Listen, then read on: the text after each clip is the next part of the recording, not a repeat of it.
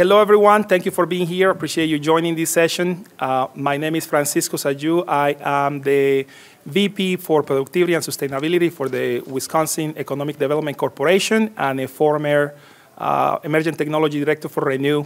I'm very happy to have the opportunity to have this conversation about one of my passions, school buses, specifically electric school buses. We're very fortunate to have a very generous and talented panel with us. You feel free to check their bios on the app, but you're going to hear from each of the panelists, and then we're going to open it to Q&A. So hopefully, you find this useful, and if you want to, follow up with any of the panelists after the event, feel free to do so. So, with us today we have Tim Bartels from Xcel Energy. We have Frank Acevedo from the U.S. Environmental Protection Agency, and Susan Mott from the Environmental Law and Policy Center. And again, feel free to check out their bios in the app. You can reach out through the app. Before we go into this conversation, I like to frame this topic within the larger conversation of clean energy, because you came to a conference about clean energy, and here we're talking about school buses. Like, what's the connection? So let's frame this issue. Some of you have been fortunate, have had the opportunity to read the Wisconsin's Clean Energy Plan. And if you look at that document, you can see that here in Wisconsin, we use a lot of energy. And we use that energy to do different things. And if you look at this graph, I put little pictures of some of the end uses for that energy. And you can see that gasoline and diesel fuel represent a big portion of the energy used for the state. So we spend a lot of our dollars powering things. Looking further into that clean energy plan, you can see that we can actually put numbers into that. So Wisconsin's energy expenditure annually is about $22 billion. And a little over half of that, about $12 billion, goes into purchasing petroleum products to power our transportation sector. And electric school buses are part of that. We have about 12,000 school buses in the state, most of which are powered with diesel fuel. Spending $12 billion a year buying petroleum products is an issue because we don't produce any petroleum in the state, which means we send all that money out of the state's economy. That doesn't help us in any way. And we do get a service for that, but we also get a lot of emissions. And if you look at that, about a third of the emissions in the states come from the transportation sector. And there is something we can do to fix both the export of dollars out of the state economy and the emissions, and that is electrifying our transportation sector. And that's when electric school buses become a key tool for the state to move us forward. And that's the reason why we're having this conversation in the context of a clean energy conference. So I wanted to make that clear so we know why we're here. I feel hopeful because there is a lot of people doing great work. So we have people who are educating the community about the risks of diesel buses. One of the things I found really eye-opening last year looking at this research is that there is no safe exposure to diesel fuel. So, we kind of have to use it because we kind of have to. I put my kid on the bus this morning, and you have to live with it. But if we can get rid of it, we should, because it's not safe. But again, things are happening, and last year we welcomed the first electric school buses to the state. So we do have electric school buses operating in Wisconsin, so there is hope. I get excited too because it's more, electric school buses are more than just moving kids to and from school, which is very important by itself. But with electric school buses, we open the opportunity to do a lot more things like benefits to the economy, benefits to the environment, and providing resiliency to our community. So I read articles like this, and I go like, wow, this is a good thing. We have these buses that can do what a bus does, plus serve as a resilience unit for this community. So this is good. This is something that we should do, we should support. And I will finish with this slide, which is a success story, one of my favorite stories in terms of electrification. This is a community in Illinois, Williamsville, Illinois, and Tim Farquhar is one of my heroes. This school district converted the entire fleet, 9 buses, to electric. They saved one diesel bus for longer trips. Electric school buses can't do every trip. But they converted, most of the fleet, 9 buses, and they have solar in the school. So they use solar power to charge their buses, for HVAC, for heating and cooling their building, and they will use that electricity in those buses to power their school and potentially providing resiliency to that community in case of an outage. And they pay 2.5 cents per kilowatt hour, right? For the next 15 years.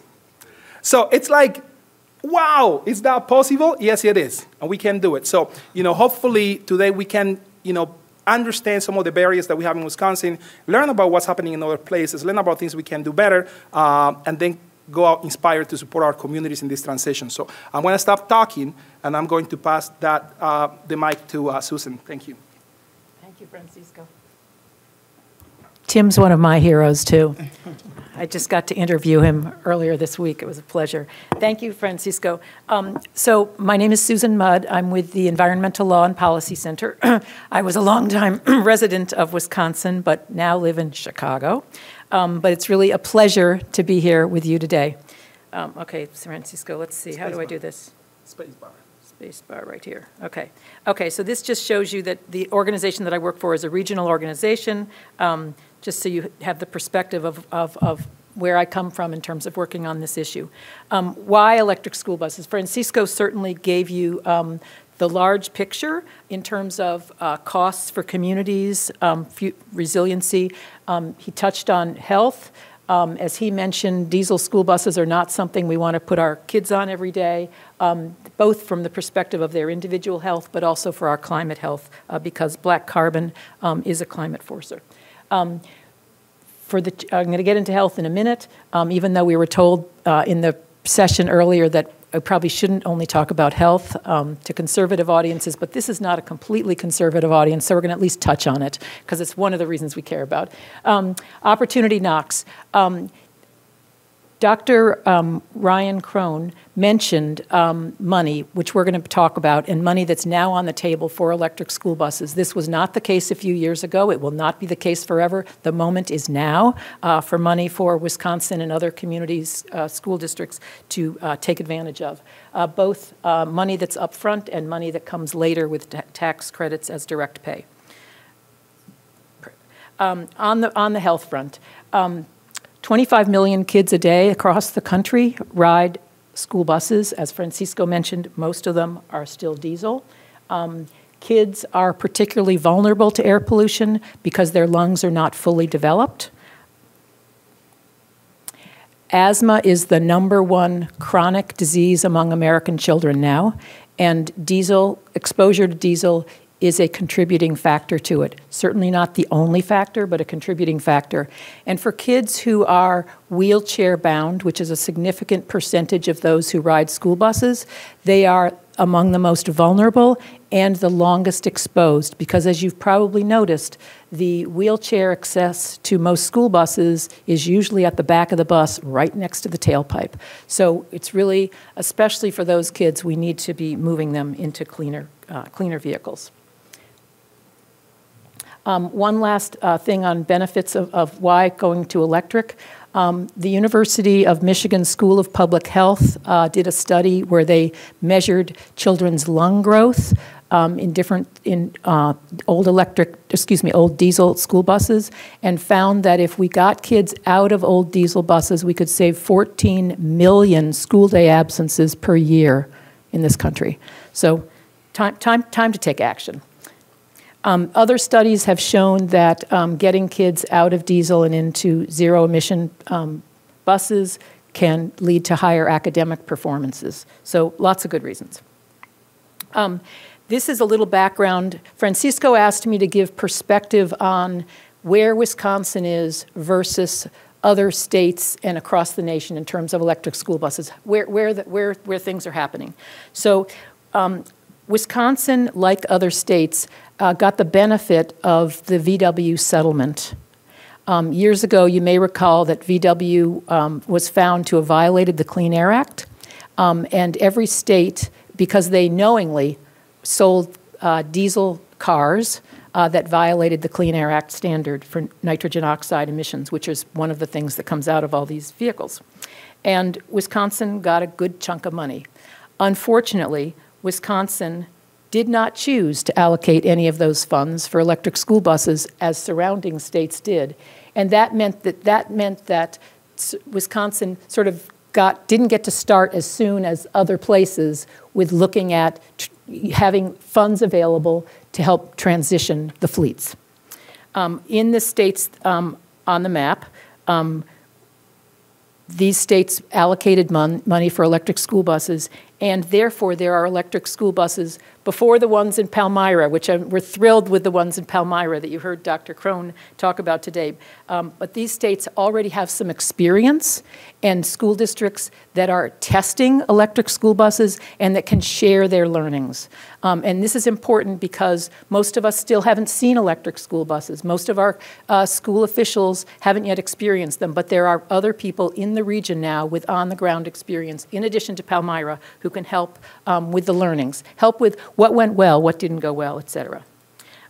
So because of both the VW money, but now the federal money that US EPA has been delivering as part of the Clean School Bus Program, this is the current count of committed electric school buses in the Midwest. And you'll see that now there are 60 commitments in Wisconsin, which is great news. And that's because of money that Frank Acevedo will talk about with the Clean School Bus Program. This is where the map, the new map of where the buses are that are committed in Wisconsin. I wanted you to see this because these are all new funds from the Clean School Bus Program, which was an IIJA program, a $5 billion program that is a 5-year program to have both electric and other so-called clean school buses funded. These are the awards, the most recent awards in Wisconsin, and show you where there will be electric school buses in the near future across the state. This gives you a perspective of the nation. Across the country now, there are over 6,000 electric school buses that have been awarded or are committed.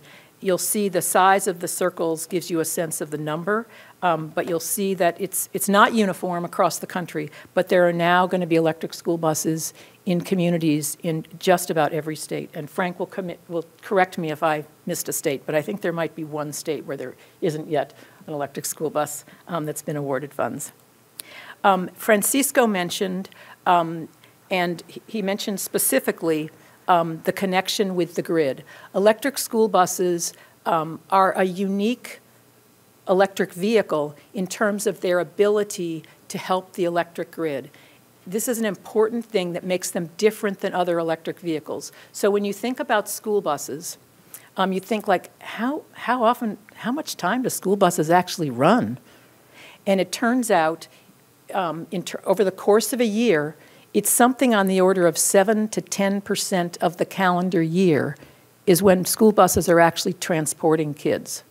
So most of the year, school buses are sitting somewhere, which means if you've got big batteries on wheels, these big batteries on wheels can serve the electric grid. How can they do this? They can do this by feeding power back to the grid when the grid most needs it. And you know, in Wisconsin, in this hot summer days, sometimes there's air conditioning loads which are causing peaking plants to operate and other things which have often been the dirtiest forms of electricity. So the idea with electric school buses is that one of the things that they can do, and that Tim may be telling us about in terms of some things that Excel is doing in some other states so far, is to test how these school bus batteries can be used effectively to feed power back to the grid. It's already been done in Massachusetts, it's been done in California, it's starting to be tested in other places, and this is something that we see not in the instant, but as something that where school buses can help the community by helping to, whether it's powering a building. Francisco mentioned another thing about Tim Forker, this superintendent in Williamsfield. One of the things he's doing now, in addition to having a microgrid and having solar panel, is he's working out an agreement with the county that they're in. It's a small rural county, so that when it's necessary in emergencies, they could bring their buses to help power a cooling center or a heating center in the winter or the summer as a resiliency solution for the community. So that's why I wanted you to see the possibilities that deal with the electric school buses can provide.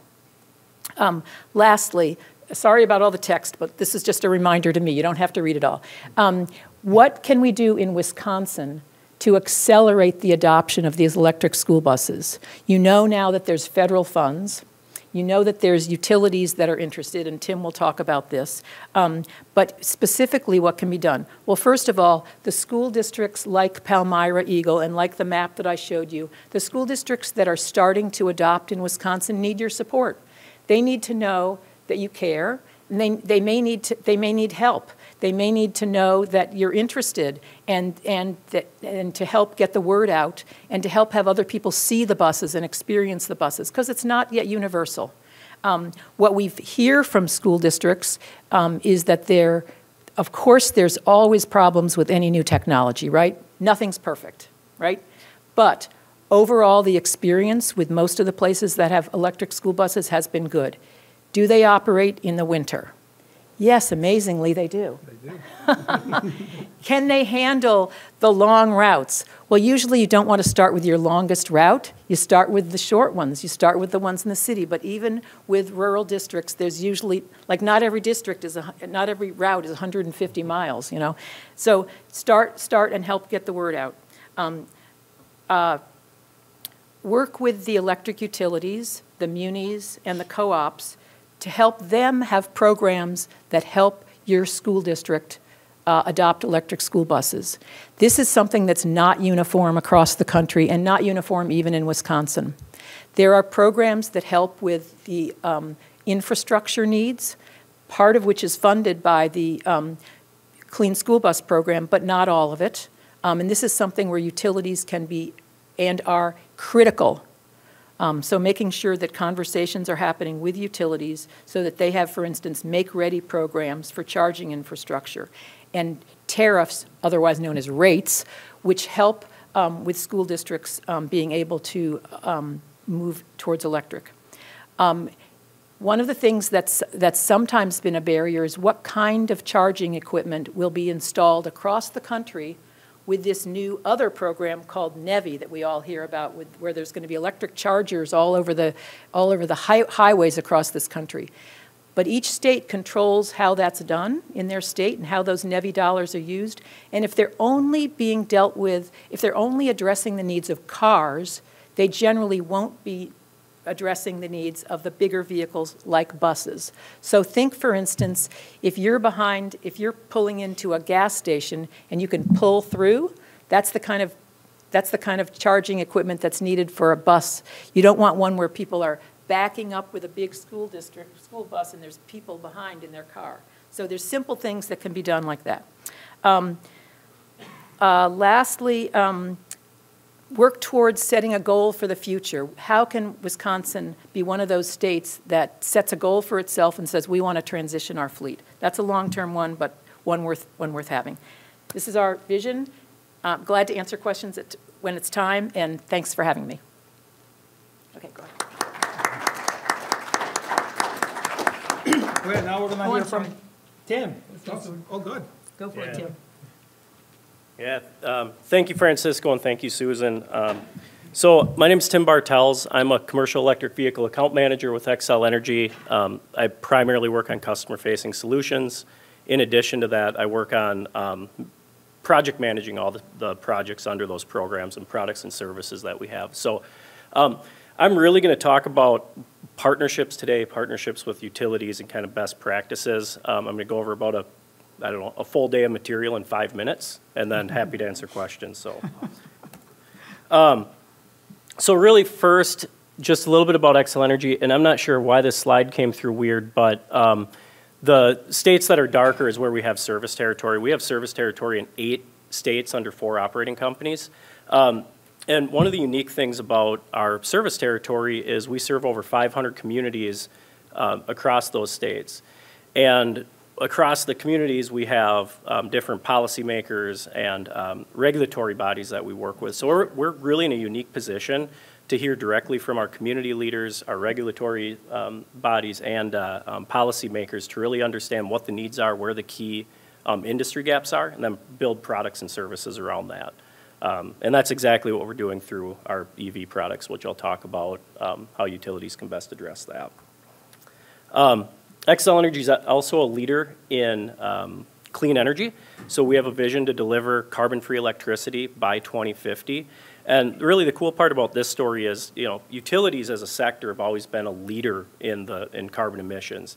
That's actually flipped where the transportation sector in the nation is now leading, carbon emissions. So fleet operators can really be confident when they're coming to their utilities that the generation mix that's powering these vehicles is really clean and that they're meeting their sustainability goals. So that's a really exciting piece, and we are on track and exceeding our 2030 vision. So we're really on pace for that 2050 goal.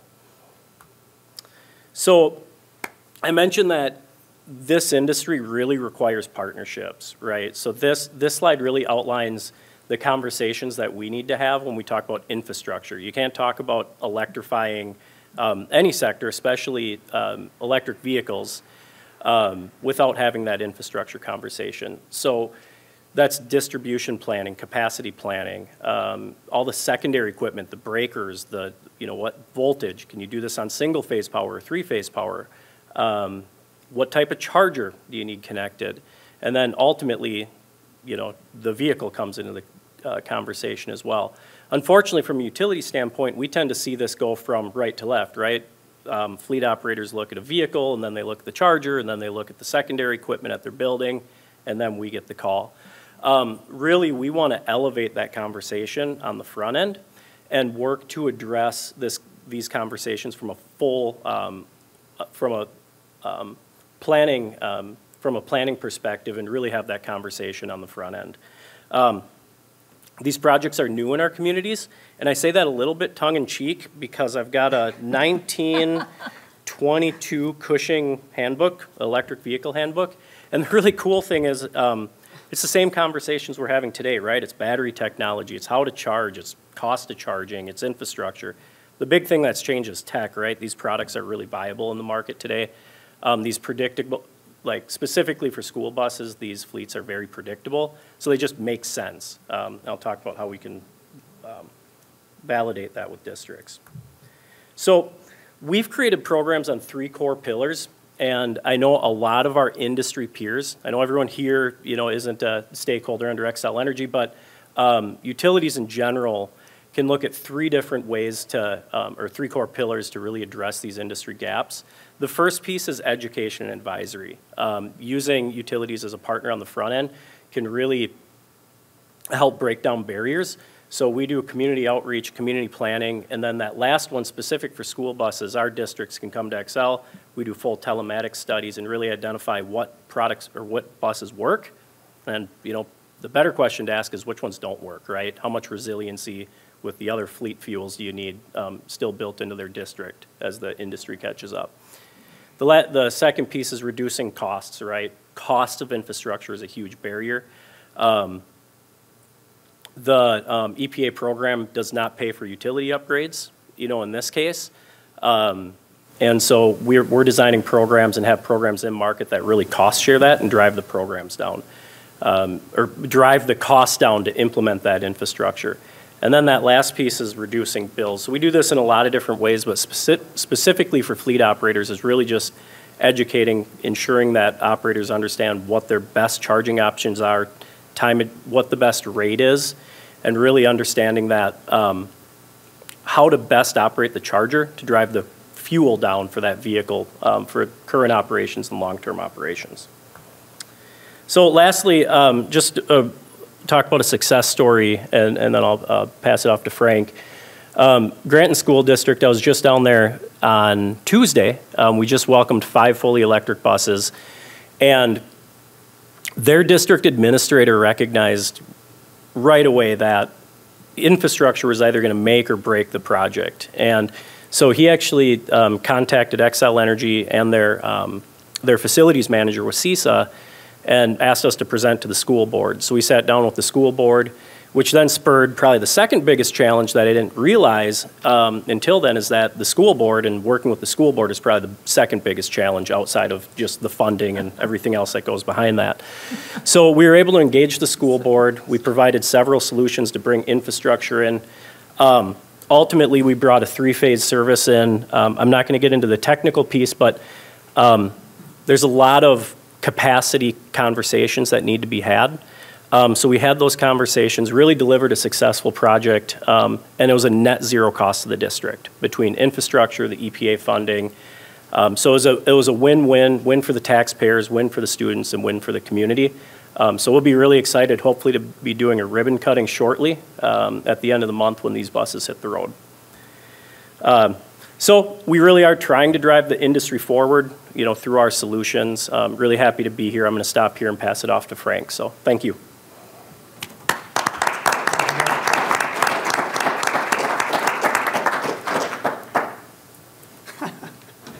Wow, that's really big. I had nothing to do with these slides. I'll go on record. Well, thank you, Tim. Thank you, Susan and Francisco. Francisco and I kind of share a couple of things. For folks that don't know, we were both born in Colombia, South America, and we both are named Francisco. So I go by Frank, but my name is Francisco too. One of the things that they mentioned that just to start off, which I think is key, and I keep on highlighting this because it kind of brings the reality what the situation is. I work on not just voluntary programs, but on regulatory programs. So, setting the standards for vehicle emissions and stuff for everything that moves. And the reality in our world is that the diesel engine is the workhorse of our economy. There is no way around that. That is the reality. And because of that, it is, we set standards and we do that stuff out there to try to kind of change the fleet over, but there's nothing more effective than actually kind of funding programs and these kind of things at the local level to turn that fleet over quickly. Because at the end of the day, the standards that we set, we just finalized the new NOx standard at the end of last year, 2027, 20-year implementation phase in. So you see that that's not something that you have an immediate impact on. Not saying that rules are not important because rules drive technology, in my mind. But it is something that, you have to kind of keep a balance of. You have to have both kind of these programs, and you have to have that regulatory component. I say that because, we talked about this, and, and Tim and Susan mentioned it, and Francisco mentioned it, but this is such an unusual time, unprecedented time, and we can't really overemphasize this. $5 billion under the bipartisan infrastructure law for clean school buses. This is completely an opportunity that we cannot pass up. And we have the easy job here, I guess, if we can say it that way, because we just talk about the money. But the real work kind of happens at the local level, at the district level, with all the coalition members that actually kind of have those hard discussions and follow-ups and assistance to people that need more information. So, under our program, we've been able to the way it's outlined, we can do basically kind of grant programs, rebates, and again, going back to the coalition component and our partners, we were able to reach out to folks, get their thoughts on what is the best way to get this money out the door. And we listened to that discussion. We listened to people in that regard, and we were able to kind of shape the rebate program to make it as streamlined as possible. Because if you compare to other programs, and I'm pretty proud of EPA in this case, because you go to any other agency, and you'll see that it might be a little bit more, it's a little bit more challenging to get through that process. But we kind of listen to, trying to make it as straight as possible, streamlined as possible to get that money out the door. And obviously, making sure that it was done properly. So one of the things, Susan kind of already talked about this, all the benefits, and there is no way, I don't think we want to go too deep into this, but the reality is that, when it comes to like school buses, and I'll bring in one other kind of thing here. When I was a kid, I would go back and visit folks, my grandparents in Colombia and Bogota. And I remember, every time you go and you ride the bus and you go through public transportation, you would come home and you would just, basically there'd be like a soot. and you can smell it, you can do it. One of the reasons why I probably have asthma as an adult right now. But, you see that. And when you see those kind of situations, you see that's when you kind of, you know that this work, it actually means something. And the benefit here is humongous. So I'll touch really quick on this because I know we want to get some questions. Rebates and grants. Rebates have been, like I said, really straightforward. So this is somewhere where the districts can apply directly. Third parties applicants can also do this. Grants is a little bit, different animal, but the reason we kind of did the grant program, and again, Susan, thank you, because this is where we listened to, obviously we learned from every experience. We missed some of the bigger schools. We missed some of the opportunities that we thought we might be able to touch with a grant program that we weren't able to do with a rebate. We're still learning. We just closed our recent grant opportunity, and now we're kind of going through those internal lessons on how we can shape it moving forward. Really quick, as far as, I'll highlight on the awards on the bottom side here. Like I mentioned, we just kind of closed our round of rebates. And in Region 5, is kind of like the Midwest state, as kind of Susan threw out there. We $140 million for 380 buses at 40 schools. That to me is really nice because at the end of the day, none of this money is intended to turn over the fleet completely. What we want is these buses to be not something that's out of the ordinary. We want these buses to kind of like every district to be able to see it. Oh yeah, whatever, so that it becomes a normal thing. It becomes the expected thing. And so what we care about is broad distribution of this fund. So we don't necessarily want one district to have a whole bunch of buses, but we want the buses to be kind of delivered across the country and within our region.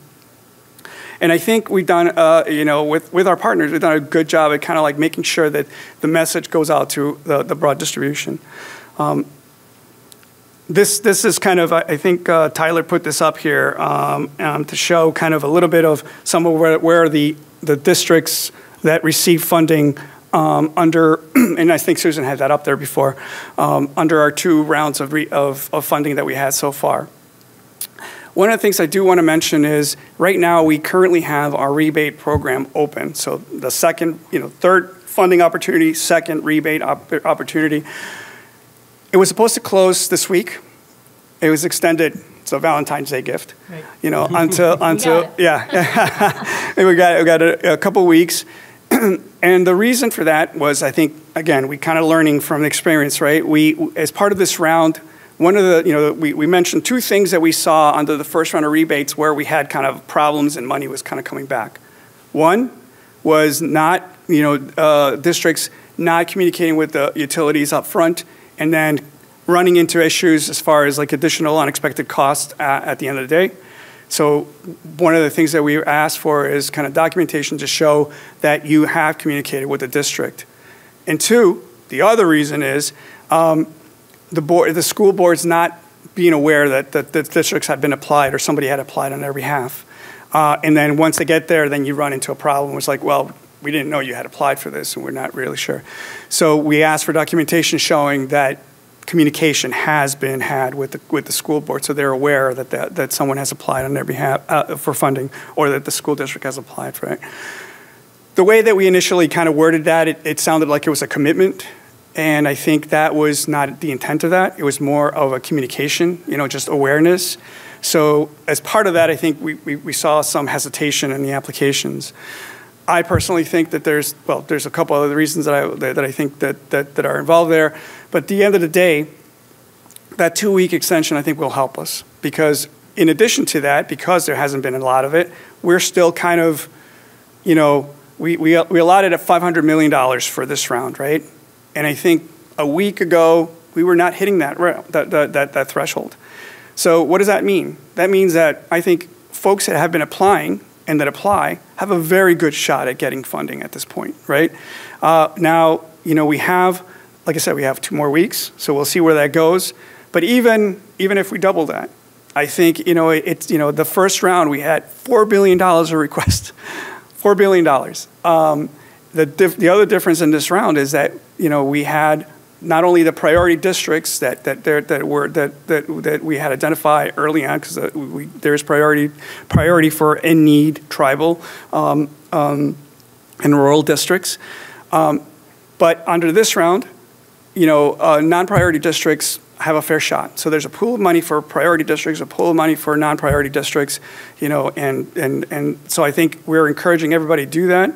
I think what we're encouraging, I go and I always say this, it's like the Illinois Lotto kind of motto, you got to be in it to win it. It is true. I think a lot of folks, it's like when we talk about the districts about hesitation or concerns about applying, we are always willing to talk about any issue, kind of discuss it, walk it through them, walk through the application process, all those things. But one of the things that I tell folks at the end of the day, you're never going to be in a situation where you have everything lined up. It just doesn't happen that way, really. So there's always going to be something that you're not sure about. But I can tell you one thing that you can be sure about, that if you're not in the system, you're not going to get selected. And then you're not going to be able to address those issues afterwards. You do have some time, and one of the things that I want to emphasize for folks is there is no commitment to receiving the funds. So you receive the funds, you're selected. If at that time you can't get those final issues addressed, you can always just say, I don't want the funds. And that's okay. We work down, we put people on a waiting list, and then we work down that list. But what we don't want is to miss an opportunity that later on you're like, oh, I regret it. Well, I'll stop right there because I'm talking too much, but we'll answer any questions that you want. Well, thank you all. You are amazing. We have about 6 minutes. We're gonna do questions. So if you have any question, we have a mic over there, and because we're recording this, if you don't mind going to the mic, go for it. We're open. 6 minutes, we're in a hurry. Because I'm so excited. Test. Yes. Okay, I'm Wonderful. so excited. I'm from the city of La Crosse. I'm a council member. Hey, shout out, thanks, Tim, for putting the beautiful city of La Crosse electric buses in there. I love seeing that. I am not affiliated at all with our school district, but they've asked me after the passage of our climate action plan to be on a brand new climate action plan for them. They have no budget. I told them I want them to have a full fleet of electric buses, along with a bunch of other people in the city. What would you say is step 1 through 3 for me? Dr. Francisco. Well, I am not longer with Renew, so I'm kind of, I wouldn't be the right person to talk to, but, well, we can talk after this, and I can point you in the right direction, but one of the first steps is talking to Tim. Yeah. So, but yeah, let's talk after this. Cool, thank you. And congratulations on that appointment, and thank you for taking that responsibility. Absolutely, it's great work. We'll all be glad to support you. Hi, thanks. Appreciate the presentations. I'm curious about that technical support assistance piece that you've all sort of talked about. Susan called it out explicitly. How do school districts who are strapped in a lot of ways, resources and capacity, how do they know how to implement these things? There's funding available, the utilities are supportive. there's, you know, a landscape in the state that is willing to support it, but if you're starting from square one, how do these districts get these things implemented? I'm just curious if you had any thoughts about that. Do you want to start? Yeah, I can start. Does this work? Okay. Yeah, from a utility perspective, so we're really pushing to be a leader. So we actually have resources to have full telematics studies, right? Because one of the biggest challenges, and I mentioned it, is where do you start? Just from not only we want to surgically implement one bus, but you saw the infrastructure planning that goes in. So how do we do what's right for today with also being cognizant of this is really where this is going, so how do we plan for the future as well? So I'd say the first call should be the utility. Utilities aren't all, we do kind of operate in silos, right? But that would be the first call. And then from there, depending on the utilities programs, products, and services, there's other opportunities for like studies through like the Office of Energy and Innovation through grant funding. And then obviously the partners here that we have. So, but from a utility standpoint, I always like to be the first call. Is this on? Okay, so I'm really glad that Excel is here and that Tim is here, and anybody who's in Excel territory, go to Tim. But many communities and school districts in Wisconsin aren't in Excel territory, and not every utility has the same level of services at this moment. It's very utility specific. So if a school district is in a different utility territory, I would suggest they could start by talking for free to NREL, the National Renewable Energy Lab. They have a free service to help school districts figure out which bus makes sense, which routes make sense, which charger makes sense, et cetera. They have a 48-hour turnaround. I'm glad to give out the address, and they will help somebody. And the person who deals with those calls used to be a fleet manager himself, so he's very tuned in to what a fleet manager is dealing with. So that's one. There are also some other amazing resources that are for free. The World Resources Institute has a big program for electric school buses. They will do one-on-one office hours, so-called, with school districts, talking through the bus choices. They put out a buyer's guide last year, which had, as of last year, had all the 20-plus models of electric school buses now available, laying out their features. Clearly, a school district would want to talk to their current bus contractor or the company from whom they buy, but it's wise to ask questions and to get the options out there. There are companies like First Student or Highland Fleets who will also help either their current customers, if it's a school district that doesn't own their own bus, uses a leasing service or contracting. So there's definitely free resources now that I would definitely direct and suggest. And then I know that you're trying to offer some help. Yeah. Yes. Yeah, so and you might that's want to something. tell people about that. Yeah. Sorry, I interrupted Sorry, you. no, go. No. But yeah, no. Thank you for what you're doing, and that's something that we need. Last year we were awarded 65 electric school buses, and unfortunately, 35 of those were rejected. And I feel like part of that was school districts not feeling supported enough to implement those programs. So that was a big loss for the state. $13 million loss. We just send it back. So we are out of time. But before we close, I want each of the panelists to tell us one thing, one sentence. If you could say just one thing here, a takeaway, what would that be? And we'll start with Tim. Yeah, that one's pretty easy. Partnerships across the board, just utility partnerships with any resource that you have in the area. Thank you. Okay, Frank. Don't miss the opportunity. That's just the bottom line for me.